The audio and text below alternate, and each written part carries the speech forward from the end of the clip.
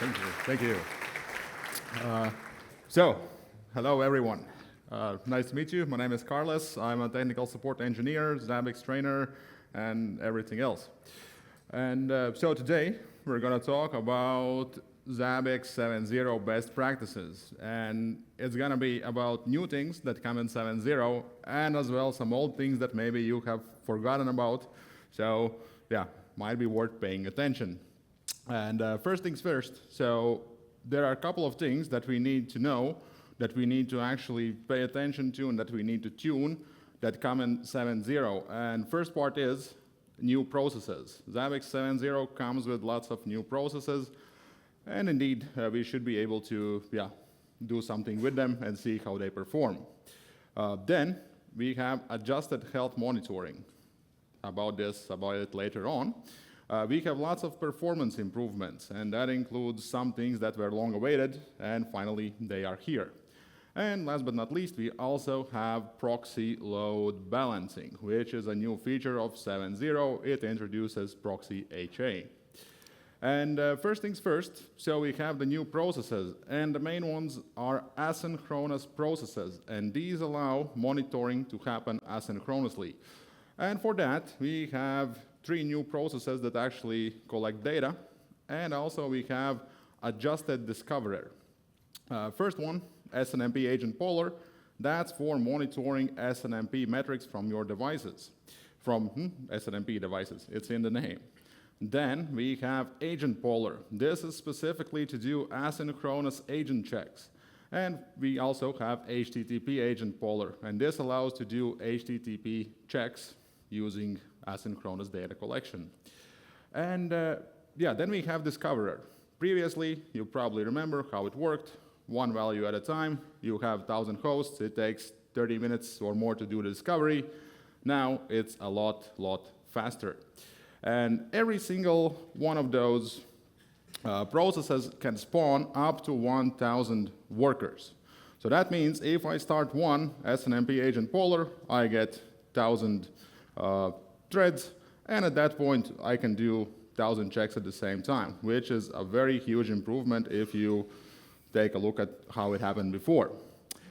However, there is one thing. In order for this to work, you need to actually make some configuration changes on your operating system, because by default, your operating system limits that Zabbix server, Zabbix proxy, it will not allow you to start enough threads. So what you need to do, it's actually quite simple. You need to increase file descriptor amount. How to do it? On the screen, couple of lines, what you need to do, comment it out. The ones in the red are the ones that you should know. First of all, what we do is we edit the service configuration file. It opens up, maybe we have set up something there. What we do is we add additional lines or add all the service part. So we add service, we add limit no file, and tasks max. The number here, I pulled it out of a hat. You can maybe calculate it, what's the best number, but typically this should be enough. At that point, you save the file. Then what you do, we reload daemons, and finally we restart our server or proxy. And at that point, our system CDL allows us to spawn enough workers, threads, in order for our new processes to work. This includes Zabbix server and proxy, so make sure you do it on both. Especially when you upgrade, by default what happens is you start up one SNMP agent poller, one agent poller, and one HTTP poller, and 5 discoverers. So you need to do this. About SNMP agent poller. So fantastic, one such poller works asynchronously, spawns 1,000 threads, great, what now? Indeed, when you just upgrade, if you don't touch your templates, nothing actually happens, because the new SNMP agent poller, for it to work, it needs to use but it needs to use different OID syntax. And for that, we have walk items and get items. These things, they are not item keys. Sometimes people get it confused. These are not item keys. When you create SNMP items, you write them in the OID field. Previously, you wrote MIB entries, you wrote just numbers, but Currently, you need to write walk or get. And only those items which have this OID field will indeed work with the new SNMP agent poller. What happens with the old ones? Still, regular pollers are used. Now, we have some templates which have upgraded in 7.0 to use the latest setup. However, what you need to do, if you have a custom template, you need to take a look at your discovery rule. The discovery rule, it looks like SNMP agent item, and there you have discovery, then you open brackets, and you choose which specific values you're going to map to low-level discovery macros. What you do with this information, you create a new item on the host, on the template, add some random key, and then add the OID field, and you write walk, you write the things you want to map, and also the OIDs where the values live. So for example, what I do is not only I write the OID of my interface names, I also write incoming traffic OID, outgoing traffic OID, whatever else I want to do. Basically collect everything with one walk item. At that point, we go back to the discovery rule. We don't throw it out, we convert it, and we convert it to the dependent discovery rule. And what we do is we make it, dependent one, and we make sure it depends on the master walk item. So now we no longer do the discovery the old way. We are going to take items and the data that we're going to map from the walk item.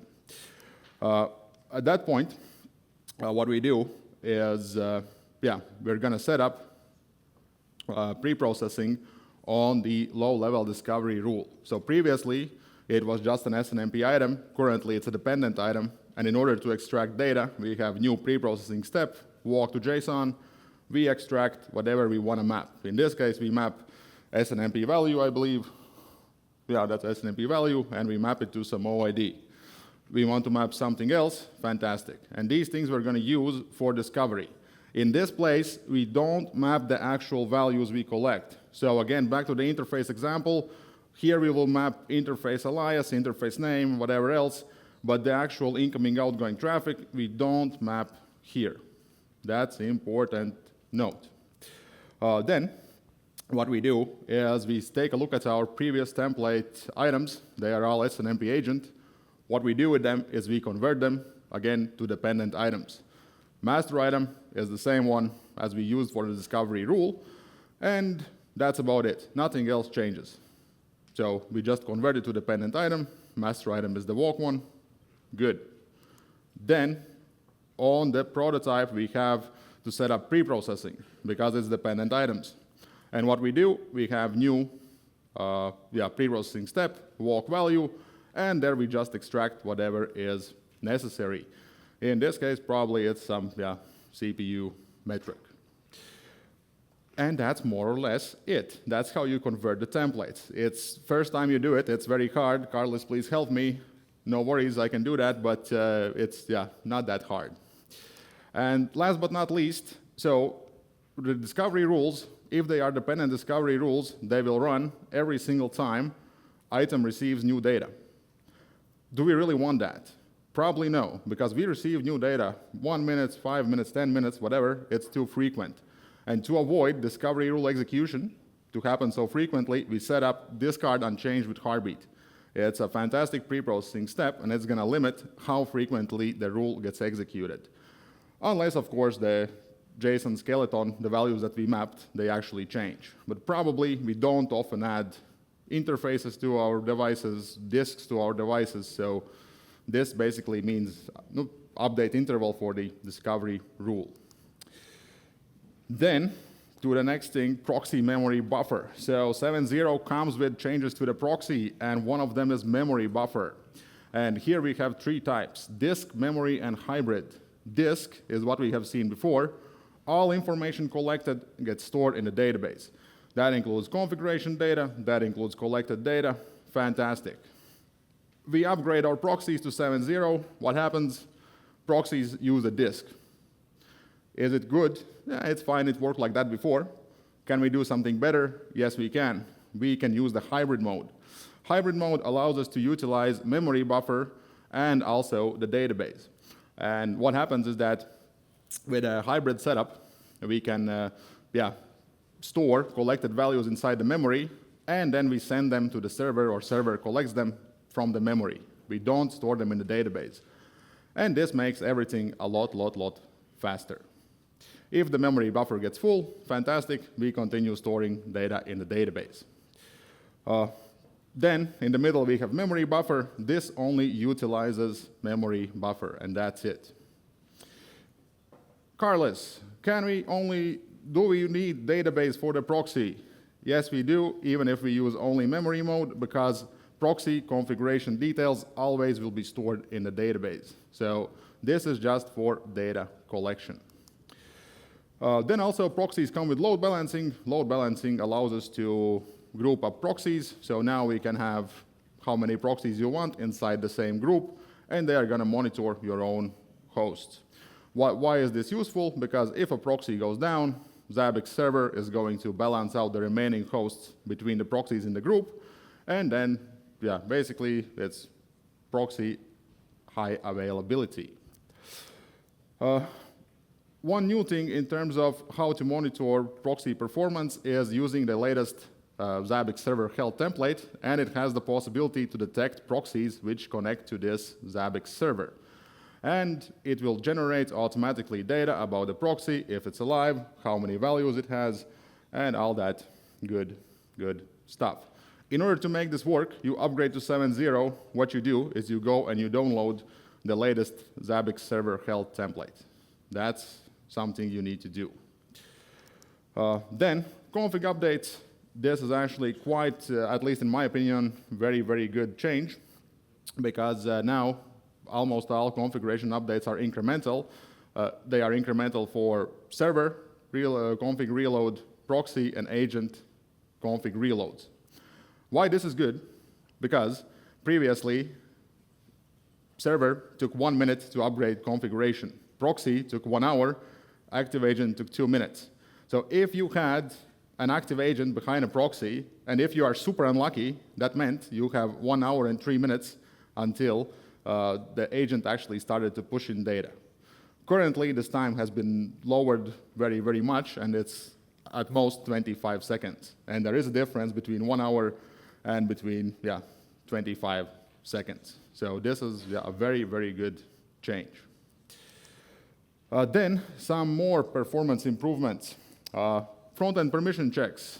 Alex already explained what they do in the first speech, so not much here to add. Basically, front-end permission checks now work quite well. Then we have immediate maintenance. So maintenance, previously, it took some time for it to be applied. Currently, it works almost immediately. It's like 10 seconds. Triggers get executed faster. Most of you probably won't notice it, but for large environments, that's something to note. Then, in my opinion, one of the best things that now we actually log SNMP version 3 duplicate engine IDs. And I work in support, and I've seen too many cases of this happening, and this is a fantastic thing. So now you know which devices are the ones which are failing due to duplicate engine IDs. We also have configuration file validation. Previously, Zabbix server didn't start, and apparently you have added some random string somewhere in the file, and then you need to go look for it. Currently, that's no longer the case. For server, proxy, agent, all configuration files get validated. And finally, we have individual item timeouts. Be careful with them. Don't set them too high. Otherwise, it's not that great.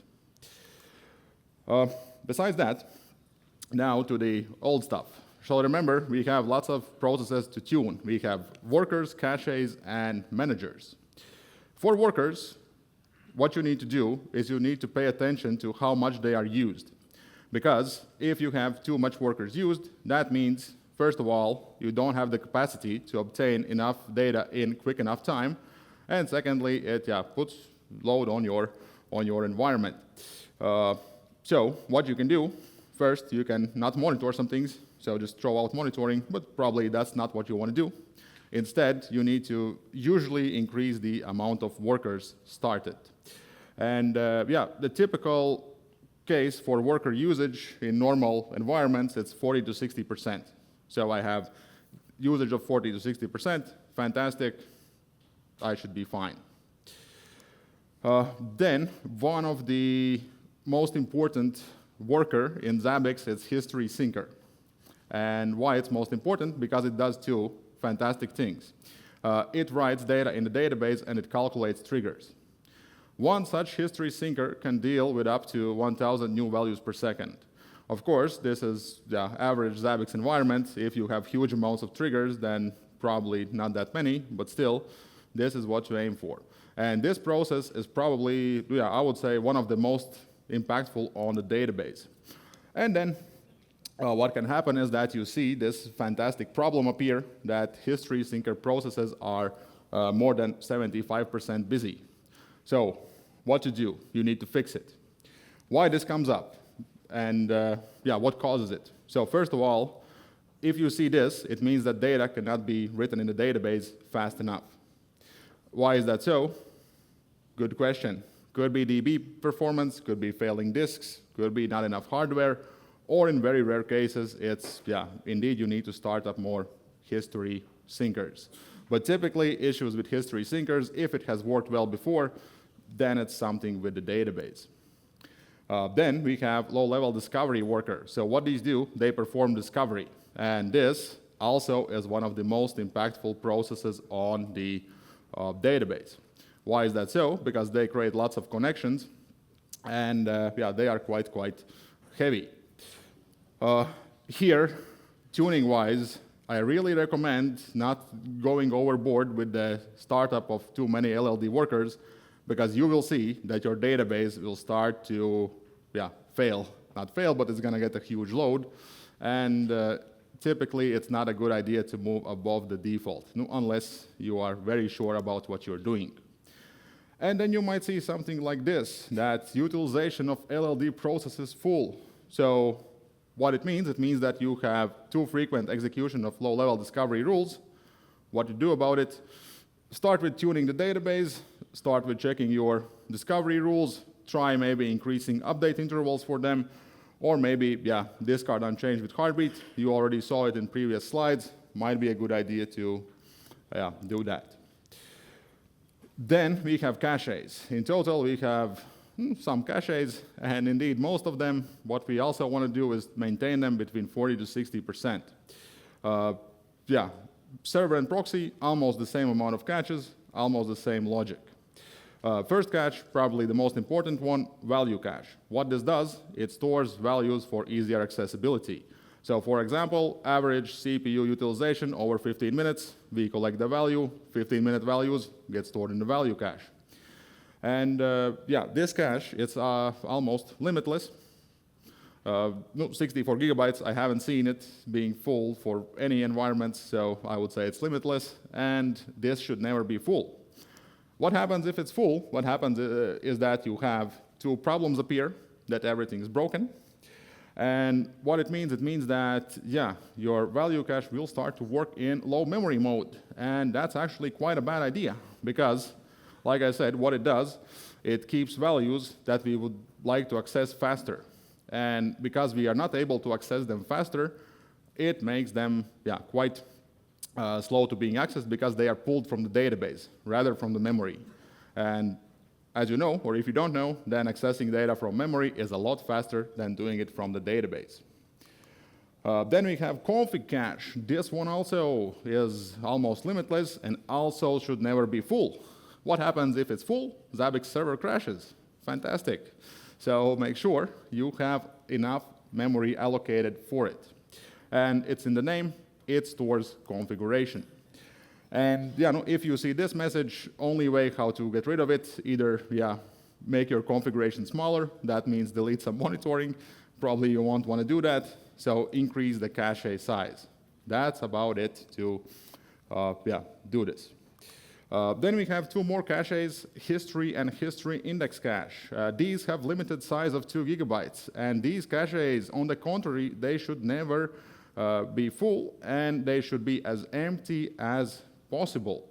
If you have data inside the history cache, that means you are not able to write data fast enough into the database. Why this happens? Many cases. But you might see something like this, and it means that, yeah, there is probably some issue why you cannot write data fast enough. Could be database related, could be because your server was down, you have 5 proxies, you turn on server, yeah, that's that.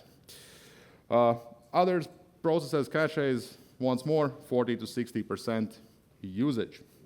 And yeah, no, that's more or less how it is. Then we have managers. Managers should not be tuned. Managers are the ones that, yeah, tune on their own. And typically you won't see manager usage getting high, because if manager usage gets high, that means there's probably some other issue, and in rare cases, it's just the managers to be at fault. Then we have queue. Queue means values that have not come into Zabbix server, yet we wait for them. So it's not like in a shop, not like on lunch when we go stand in line. Doesn't work that way. It's values that we expect, but they have not yet arrived. Typically it's fixable, mostly related to misconfiguration. That's how it is. Then, how to actually monitor these things. What we do is we get the latest health templates, we use them, we get information from server health, proxy health, and so on. These templates, upgrade them, that's the most important thing. You upgrade Zabbix to newer version, no, major version, you get these 4 templates, at least for the server and proxy, the health ones. That's a must. Proxy monitoring, usually, yeah, you already know how to do it, but once more, I work in support, I receive lots of questions, how to monitor proxy. This is the way. We set up a proxy, create a host on the front end, make sure the host is monitored by itself, apply proxy health template. That's it. All the collected health metrics you see in the graphs, and these graphs show you, yeah, how your process perform. Such graphs you can see on the default Zabbix dashboard. You can also create them for proxies for something else as well. Front-end. Many cases, front-end is slow. Why? Good question. 7.0 came with the permission check improvement. That was one of the main cases, actually. But still, there might be some issues. So how to know what they are, how to see, and how to understand how to fix them. What you do is you enable debug mode. On the debug mode, you see what caused the front end to load slowly. If it is web server issue, you're going to see high total time and less SQL time. If it's a database issue, total time is going to be high, and SQL time also is going to be quite high. Then also, front end has some settings you want to touch. They are typically PHP configuration, and here you allocate how much time your PHP has to load something, you allocate enough memory, and some other things. Why this is needed? Because sometimes you work with huge templates, and the only way how to make sure something happens with them is to, yeah, allocate enough properties here. Database tuning, talk with your DBA, or yeah, these settings are the ones that, at least in my opinion, make the most changes. For MySQL, it's these ones. And for Postgres, we have a fantastic site called pgtune, or we can run timescale script that yeah, will automatically tune it for you. Triggers. Actually, triggers can cause lots of issues, because triggers, what they do is they generate events. And if you generate too many events at short time period, your events table gets quite loaded, and it's not, yeah, very good idea to have it happen. Yeah, how to see which are the triggers that are at fault, which fired the most, reports top 100 triggers. Go for the last 2 days, check whichever they are. If you see the same trigger firing at the thousands of times, probably it's not a good setup. And how to tune these triggers, first of all, we use proper functions. Second, we might adjust some time intervals where we don't want the trigger to fire. Last year, there was a topic about alert fatigue. Try to avoid it, because it's too many alerts happening at the same time. Recovery expressions, no data functions, all that should also be, yeah, taken into consideration. And last but not least, also template tuning should be considered, because default templates, they are good. They're going to cover most of the stuff that you need. However, there is one potential issue that these templates, they require attention. Why attention? Because maybe you don't need lots of stuff that is there. Maybe you don't need to monitor it so frequently, or maybe, yeah, some other thing. And most things have actually been moved to use the new SNMP version 3 monitoring, but some templates still use the old way, so you need to change them. And yeah, that's about it. Thank you.